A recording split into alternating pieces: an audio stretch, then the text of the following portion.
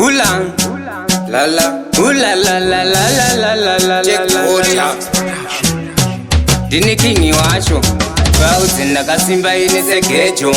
handiimbe zviya zviya zvevanjo, handisi futi munhu wemaricho.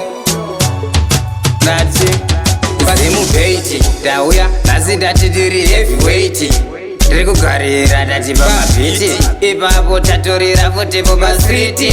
kumaturomsi, taridza mangoma kunge madramsi, shuta mafirimu kuita kunge ramsi, vaudze kuti goisa kunge gomsi,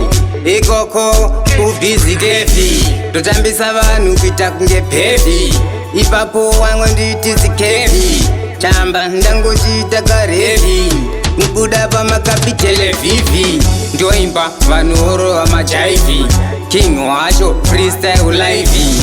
kwambedzi vanoziva ndiri captain mbedzi, mamero nemasaga 20 kumwedzi, ipapo ndati bedzi king talawa, ndakareba ini kuita kunge tawa, kukavira kutapira kuita kunge sawo, kuma 80 vanoziva ndakasimba seuroko rwekuraiti, ndodhururuka ini nekuita kunge kaiti, ndiri musoja ane futi ari pajuti, vaudze kuti handibeke maputi,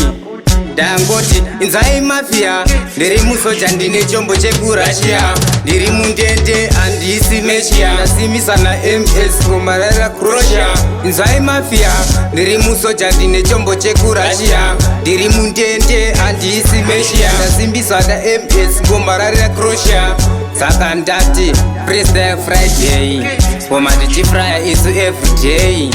one day gonna pay, batka pazimbeti.